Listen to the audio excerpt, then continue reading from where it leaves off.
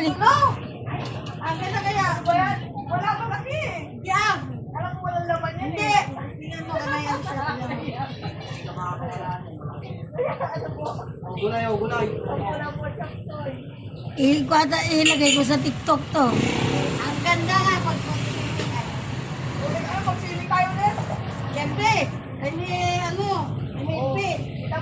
O yung taga-tindera ko ng gulay oh. Tingnan mo yung mga pinagagawa, yung mga brand nila oh, nasa labas na.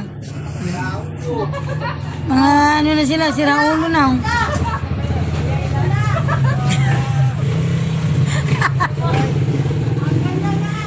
Oh, bigyan mo. Parin mo to.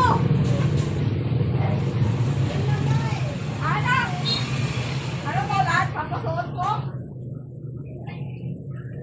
Imal, dinilupad niya. Kaya ka na.